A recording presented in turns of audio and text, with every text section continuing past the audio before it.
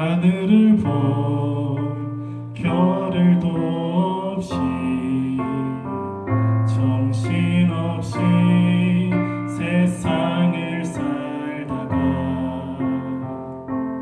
마음의 먹먹함이 내 삶을 짓누를 때 그제서야 주님을 찾습니다. 행복을 느낄 겨를도 없이 분주하게 세상을 살다가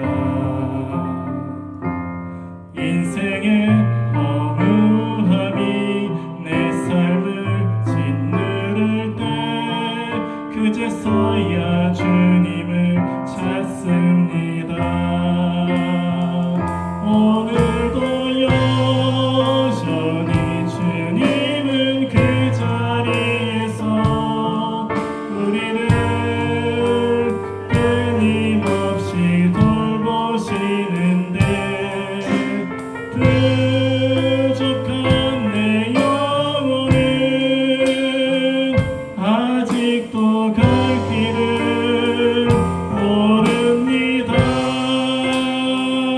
내게 믿음 주소서. 내 연약한 마음 돌보소서. 한없는 주님의 사랑 알게 하소서. 영원까지 그의 백성 지키시는 우리 하나님 바라보며 살게 하소서.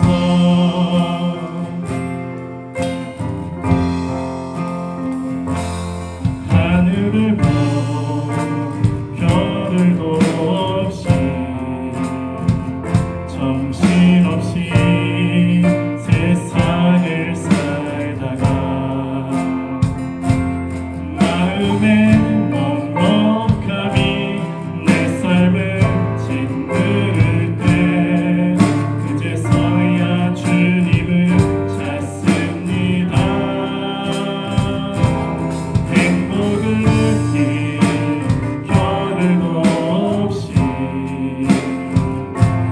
분주하게 세상을 살다가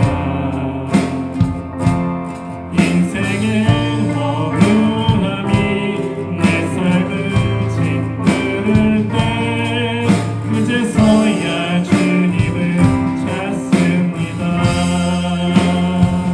언제나 사랑의 주님은 그 자리에서 끝까지 놓지 않고 붙드시는데 부족한 내 마음은 아직 돌아갈 줄 모릅니다. 모든 것을 다 잃은 것 같던 순간에도 모든 아픔이 다 내 것인 것 같다 해도 항상 지키시는 나의 주 세상을 살아가 힘내시네. 내게 믿음 주소서.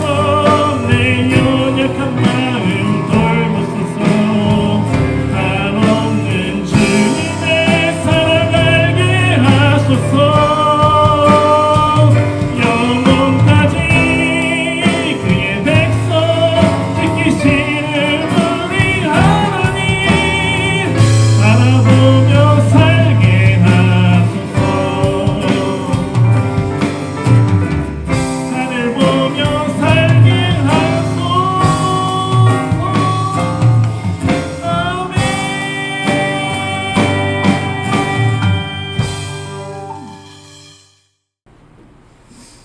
네, 오늘 말씀 함께 보도록 하겠습니다. 오늘 말씀은 디모데후서 2장 24절에 있는 말씀입니다. 디모데후서 2장 24절. 우리 다 찾으셨으면 한 목소리로 읽도록 하겠습니다. 시작. 주의 종은 마땅히 다투지 아니하고 모든 사람에 대하여 온유하며 가르치기를 잘하며 참으며. 아멘. 우리 다시 한 번만 더 읽어보도록 하겠습니다. 주의 종은 마땅히 다투지 아니하고 모든 사람에 대하여 온유하며 가르치기를 잘하며 참으며. 지난 시간에도 말씀드렸다시피 바울과 디모데, 오늘 말씀의 제목이 온유함이죠. 바울과 디모데의 이 관계는 굉장히 특별합니다.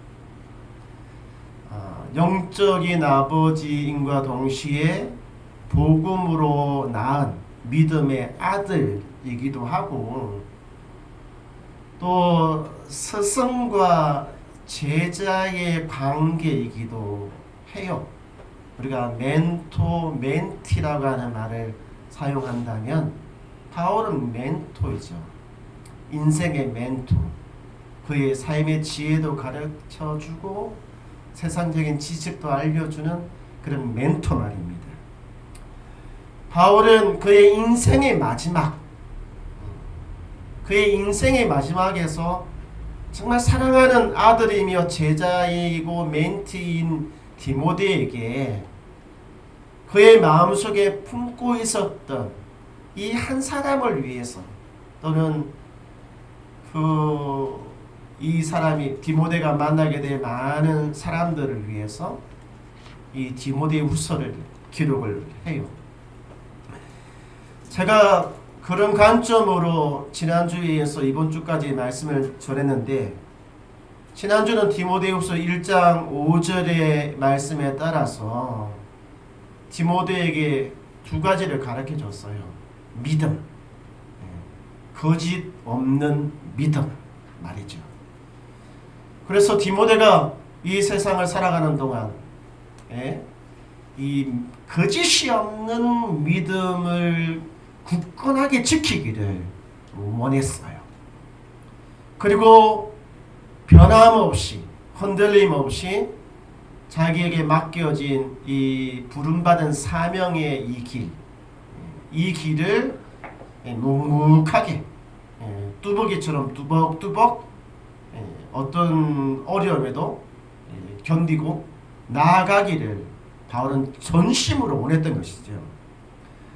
그리고 오늘 이제 세 번째가 디모데후서 2장 24절이에요.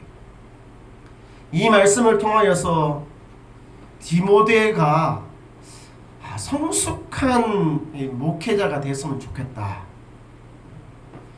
성숙한 그리스도인이 되었으면 좋겠다라고 하는 바울의 세 번째 바람이 여기에 있는 것입니다.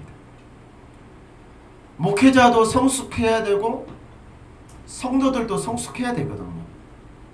사람은 태어나고 그리고 성장하는 과정을 거쳐서 성숙한단 말이에요. 논에 씨앗을 뿌리면 그것이 자라나서 그것이 열매를 맺으면 고개를 숙이잖아요. 자라고 성장하고 성숙하는 과정을 거치듯이 우리 모두는 있잖아요. 자라고 성숙하는 과정을 거쳐야 된단 말이에요. 바울은 디모데가 성숙하기를 원했어요. 여기에 보면 주의 종은 마땅히 다투지 아니하고 모든 사람에 대하여 온유하며 가르치기를 잘하며 참으며 라고 말씀하고 있어요. 성도님, 여기서 주의 종이라고 하는 것이 누구를 의미할까요? 우리는 흔히 이 주의 종이라고 하면 강단에서 말씀을 전하는 목사님 또는 목회자라고 생각을 하잖아요. 그거는 우리가 잘못 알고 있는 것입니다. 그거는 성경을 제대로 연구를 안 해서 그런 거거든요. 성경은 이 주의 종이라고 하는 이 표현을 예수 그리스도를 믿는 모든 사람들, 모든 그리스도인을 주의 종이라고 이렇게 말씀을 하고 있다는 거예요. 그래서 우리가 이렇게 기도할 수 있는 거예요. 하나님 말씀하십시오. 주의 종이 듣겠습니다. 라고 하는 이 기도를 저도 할 수 있고 우리 성도들도 할 수 있다는 거예요. 근데 우리는 대부분 그렇게 안 한단 말이에요. 주의 종이라고 하면 목회자, 그 사람들을 가리킨다고 생각하는데 그건 아니에요. 한번 그런 의미에서 한번 저를 따라서 해보시기 바랍니다. 나는 주의 종입니다. 우리 성도들은 주의 종입니다. 종은 주인을 위해서 일을 하듯이 주의 종은 주님을 위해서 일을 하는 사람을 주의 종이라고 말씀하고 있는 것이죠. 특히 이 본문에서는요, 어떤 한 특정된 사람을 이야기를 하고 있는데 그 사람은 가르치는 일을 하는 사람. 특히 이 가르치는 사람은 굉장히 성숙해야만 되는 거예요. 가르치는 사람은. 우리가 가르치는 사람을 교사라고 하잖아요. 학교에서는 선생님, 우리 교회에서는 교사. 근데 사실 우리는요, 그 누군가의 교사이고 학생입니다. 부모는 우리 아이들의 교사잖아요. 그죠? 어른은 젊은이와 청년들의 선생님과 동시에 스승과 동시에 뭐예요? 가르치는 사람이라는 거예요. 그러니까 우리는 모두는 다 누군가에게 가르치고 누군가에게 배우는 교사라고 하는 것이죠.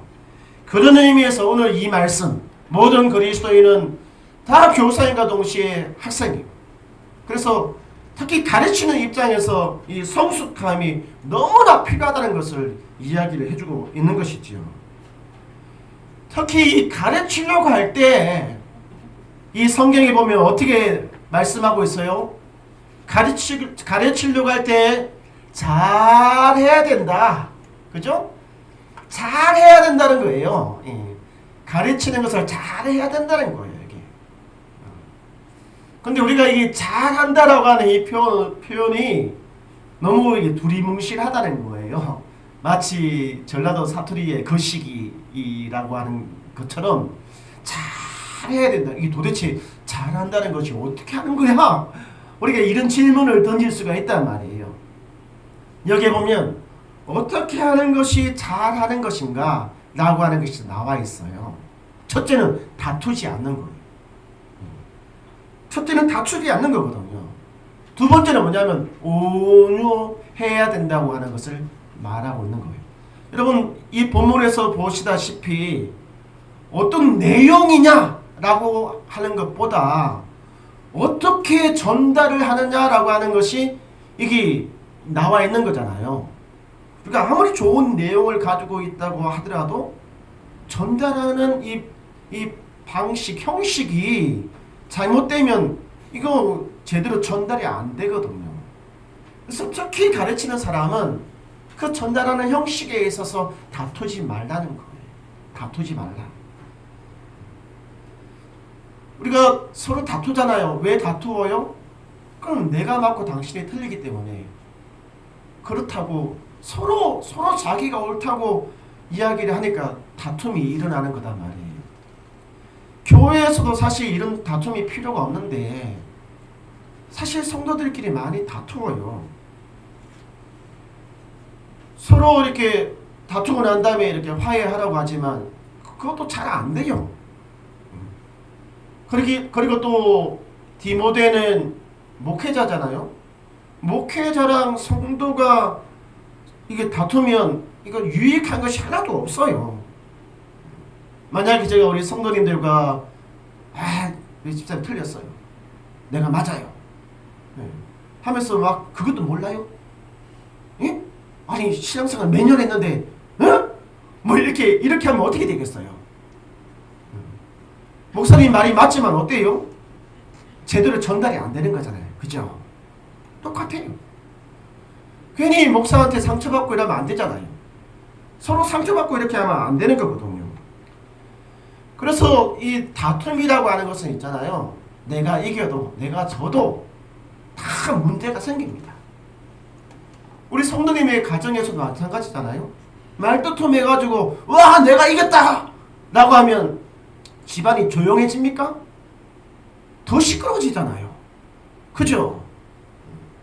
자녀들이랑 다투어가지고 야 내가 이겼다 하면 뭐 조용해집니까? 아니죠. 속에서부터 이런 게 있잖아요. 이게 나중에 내가 커서 한번 보자 이렇게 내버리면 곤란하잖아요. 이게 다행히 이 성도들이랑 이렇게 다투면 그나마 좀 다행이에요. 뭐 그런 일은 없어야 되겠지만 목회자랑 다투는 것보다는 나아요. 성도들이랑 다투면 뭐 이렇게 큰 교회 같으면 서로 다른 부서에서 얼굴 안 보고 봉사하면 돼요. 섬기면 돼요. 근데 목회자랑 다투면 어떻게 돼요? 아니 매주일마다 얼굴을 봐야 되는데 어떻게 하겠어요? 예. 특히 우리 교회에서는 저랑 다투면 나갈 때 제가 저 문 하나만 딱 지키면 다 얼굴 보고 가야 돼요. 예. 피해서 갈 수가 없어요. 아니 목사님 얼굴 보기 싫어 창문으로 뛰어내리면 죽어요. 예. 그럴 수 없는 거잖아요. 그죠?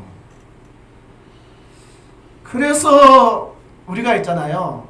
이게 사전에 일이 터지는 것을 막기 위해서 어떻게 해야 되느냐? 이 온유해라 라고 하는 것을 강조를 하고 있는 거예요. 온유해야 된다는 거예요. 온유. 이 온유함이라고 하는 것이 뭡니까? 우리가 어르신들이 이 뚫린 입이라고 말을 함부로 한다 이렇게 말을 하잖아요. 해요 안 해요? 뚫린 입이라고 함부로 한다 이 말이 뭐냐면 자기 하고 싶은 거 다 말 다 하는 거예요. 속에 있는 거 해도 되고 안 해도 되는 말이 있는데 그런 거 구분을 못하고 있잖아요. 막 다 자기는 속이 시원하대. 듣는 사람은 막 속이 불불불 하는데 말이죠.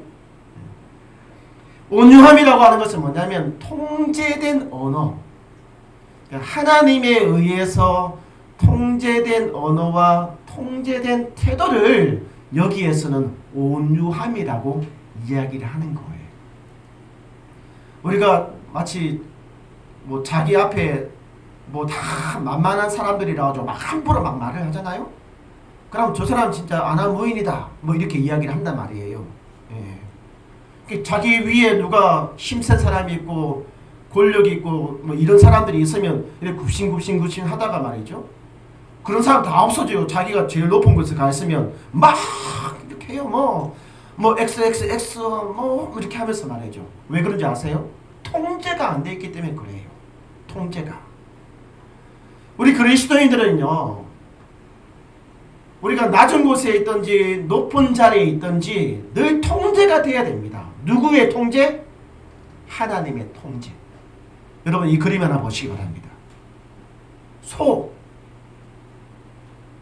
이거 엄청나게 고집이 세고 있잖아요. 힘이 엄청나게 세요.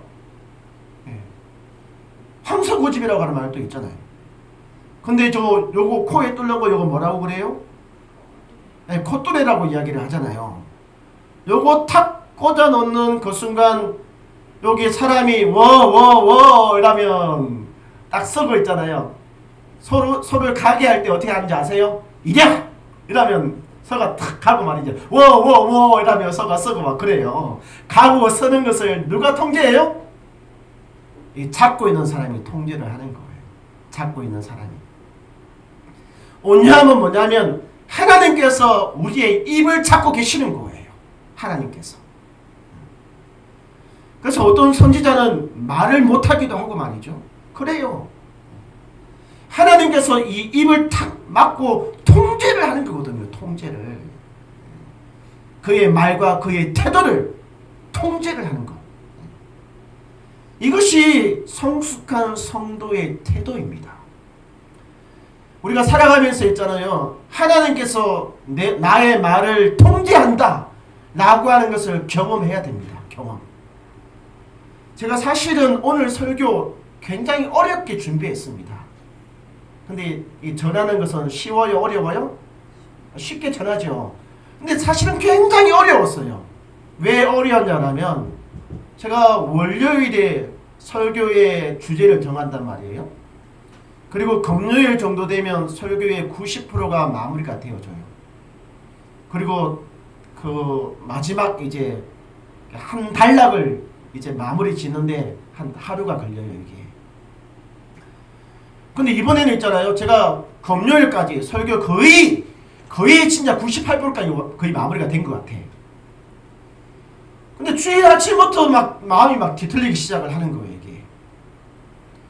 그리고 딱 2% 남은 것을 그거 적는 데 있잖아요. 제가 어저께 13시간 정도를 이게 설교 준비를 했는데 딱 몇 줄만 적으면 되는데 이게 안 되는 거예요, 이게.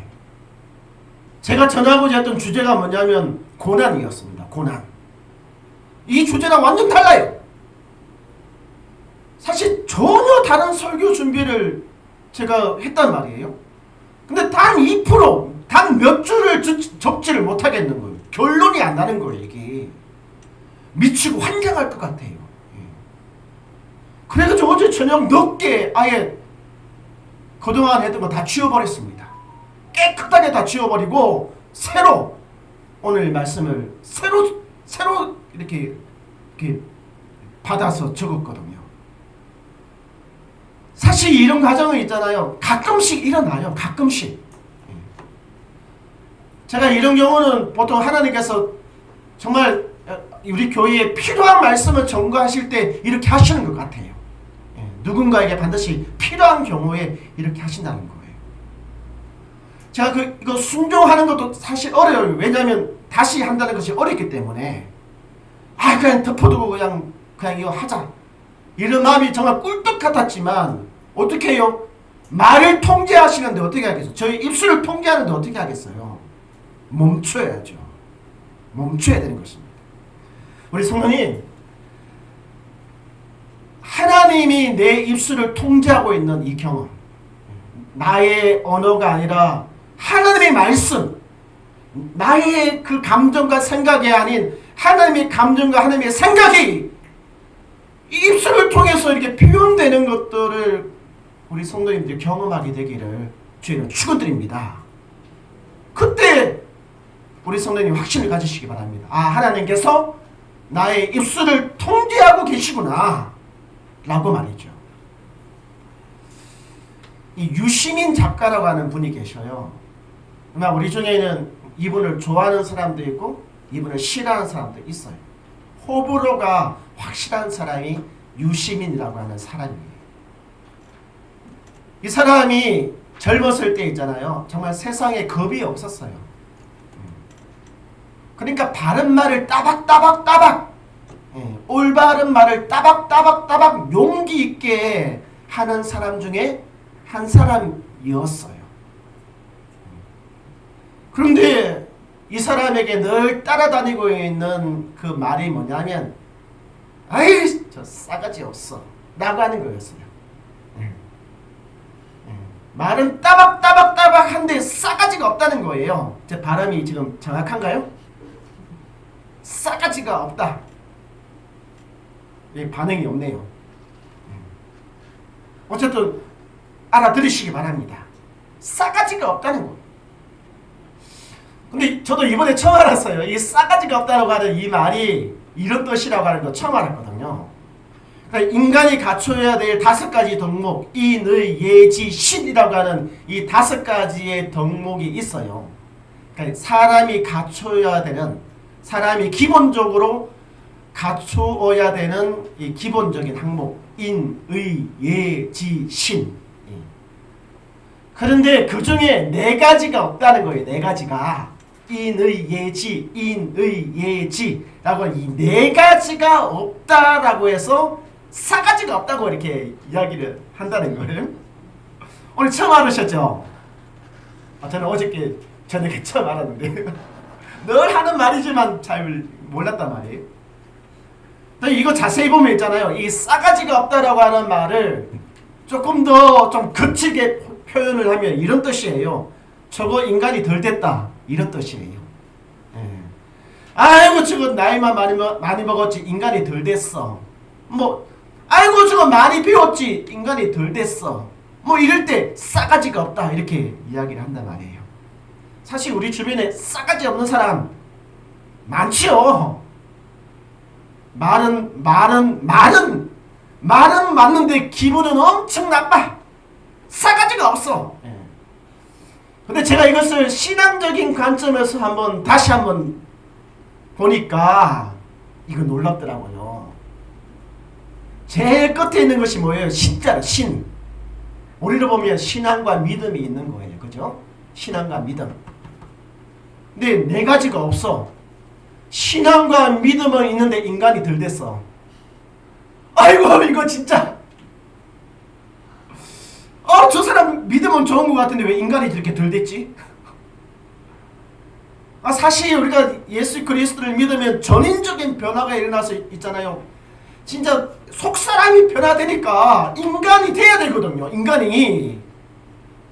근데 인간은 안 되고 믿음은 있어. 이거는 가짜 믿음입니다. 거짓된 믿음인 거예요. 그런 경우는 없습니다, 사실은.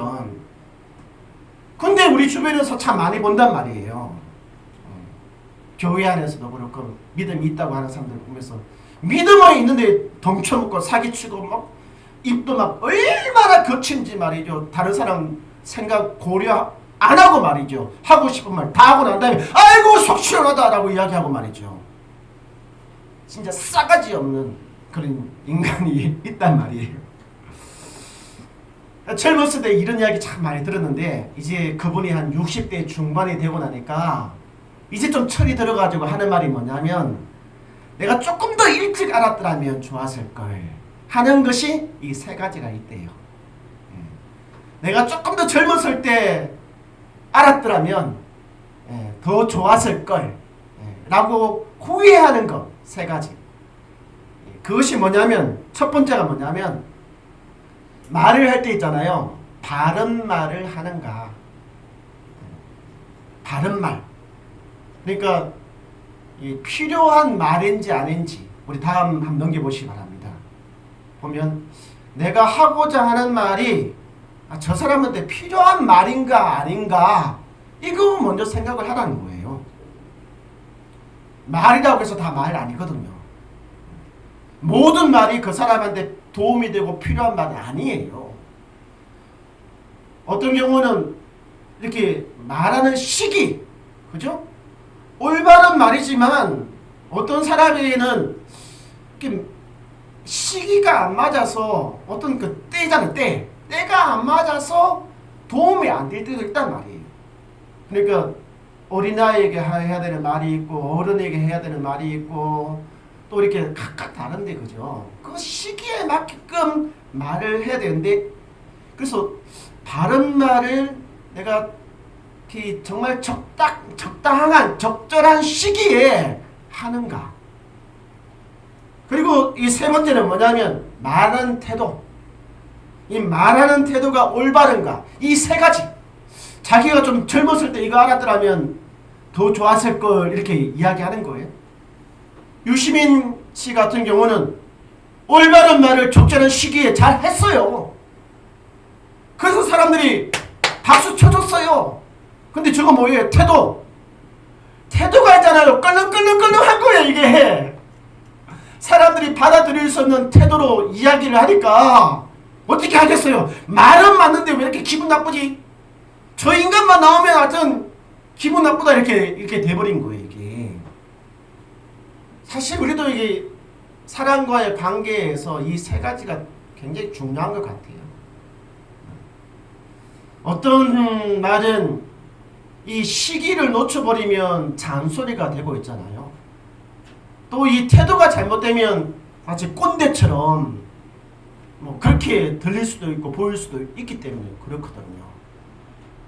그래서 우리 성도님이 이 세 가지 내가 이거 제대로 말을 하려고 하면 이 세 가지를 늘 말하기 전에 말하고 난 다음에 생각하지 마시고 말하기 전에 이 세 가지를 생각을 해야 되는구나. 이거를 늘 염두에 둬야 돼요. 이분이 예수님을 믿는지 안 믿는지는 모르겠지만 스스로 자기 입을 통제를 하고 있는 거거든요. 이쯤 되면은 우리 그리스도인들은 하나님에 의해서 이렇게 통제가 되지만 그렇죠? 세상 사람들은 어떻게 해요? 똑똑하니까 이거 깨닫고 있잖아요. 자기 스스로 자기 입을 통제를 한단 말이에요. 통제하는 것이 뭐냐면 이 내가 하고자 하는 말이 올바른 말인가? 지금 내가 말을 해야 되는가? 아니면 시간을 두고 말을 해야 되는가? 아니면 내가 말할 때 정말 이게 적절한 태도로 이야기를 하는가? 우리 성도 이 태도가 얼마나 중요하냐 그러면은 아마 많은 시간이 지나고 난 다음에 저의 설교를 기억하지 못하더라도 목회자가 강단에서 진정성 있는 태도로 전하는 이 태도는 사람들이 기억을 하거든요. 그 태도가 굉장히 중요하다는 거예요. 더군다나 디모데후서 2장 25절에 있는 말씀에 보면 이 온유함이 누구에게까지 미쳐야 되는지를 이야기를 하고 있어요. 여기 보면 거역하는 자를 온유함으로 어떻게 하라고요? 훈계해라 라고 되어져 있는 거예요. 이 거역하는 사람들이 누구예요? 나랑 생각이 안 맞는 사람, 내 생각과 틀린 사람들, 이런 사람들이잖아요. 우리는요, 내 생각과 좀 틀리면 막 어떻게 해서든지 내 생각에 맞추려고 하잖아요. 근데 성숙한 그리스도인, 온유함으로 이렇게 무장되어져 있는 그리스도인은요, 그렇게 하지 않는다는 거예요. 이런 사람들조차도 있잖아요, 함부로 대하지 않는다는 거예요. 함부로 대하지 않아요.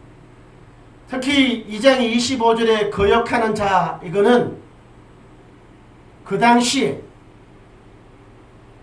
말씀, 이 성경의 메시지와 다른 생각을 갖고 있는 사람들이 요즘으로 치면 이단이라고 이야기하잖아요. 그러니까 목회자는 비록 이단일지라도 온유함으로 가르쳐야 된다는 거예요. 그러니까 이단 들어왔다고 에이 나쁜 놈 해가지고 소금 팍팍 뿌리고 막 그럴 수 있죠 뭐. 근데 그렇게 하지 않는 이유가 뭐냐면 이게 뭐라고 되어져 있어요? 혹시나 하나님께서 그 사람의 마음을 돌려서 올바른 길로 돌이킬지 않을까, 그런 기대를 가지고 어떻게 하라는 거예요? 나의 말이 아닌 하나님의 말씀, 그 입술을 잡고 계신 그 하나님의 그 말씀을 그 사람에게 전하라는 거예요. 이거. 여러분, 여기에서 우리가 배워야 될 것이 있습니다. 사실 이 거역하는 사람, 누가 내 뜻에 순수하게 따르는 사람 누가 있겠어요? 가까이 있는 사람도 내 말에 거역하고 그런데 그렇잖아요? 그렇다고 해서 내 성깔 다 버리고 막 그렇게 하면 안 되는 거잖아요. 이게 뭐라고 되어져 있어요? 온유함으로 어떻게 하라고요? 훈계하라. 자, 이 훈계하는 방법도 태도도 참 중요한데 말이죠. 어쨌든 우리에게 주님께서 말씀하시잖아요. 온유함. 오늘 우리가 세상을 살아가는 지혜, 참 그게 잘 맞는 것 같아요. 이 온유함을 갖는 것, 이 지혜입니다. 목사는 목사로서, 한 가정의 가장은 가장으로서, 어머니는 어머니로서, 부모는 부모로서, 그죠? 나이가 들면 들수록 이 온유함, 그죠? 이게 온유해야 그 품에 이게 자식들도 이렇게 와요. 온유해야 품을 수 있는 거잖아요. 우리 성도님, 오늘 이 온유함을 저와 우리 성도들이 다 갖게 되기를 주님 축원드립니다. 아멘. 이제 함께 찬양하도록 하겠습니다. 나의 입술의 모든 말과 나의 마음의 묵상이 주님께 연락되기를, 나의 생각과 나의 말이 아니라 주님의 생각과 주의 말이 되어지기를 원합니다.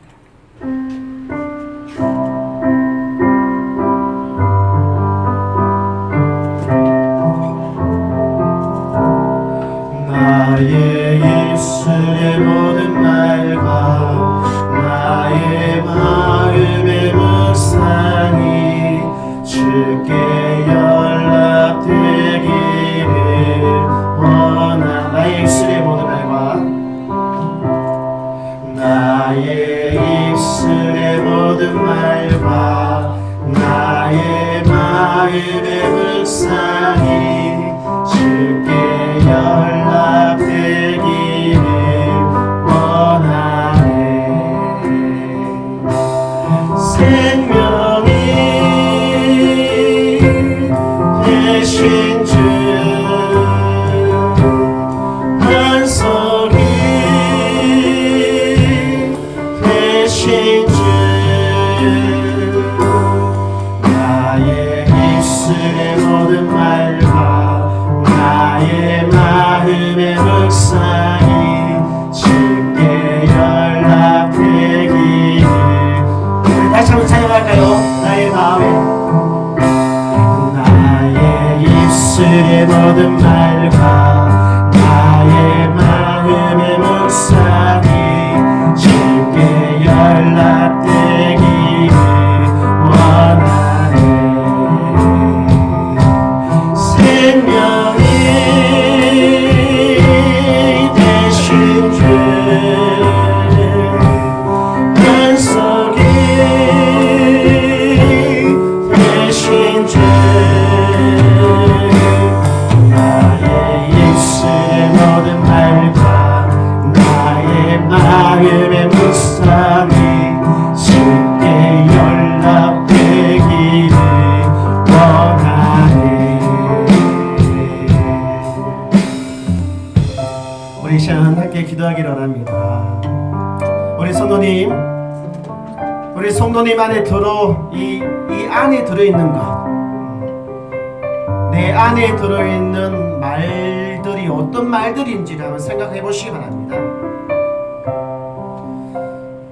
여러분, 우리 안에 있는 이 수없이 많은 말들을 하나님의 말씀으로 채워 넣으시기 바랍니다. 그래서 하나님의 말씀이 내 입술을 통하여서 나올 수 있게 되기를.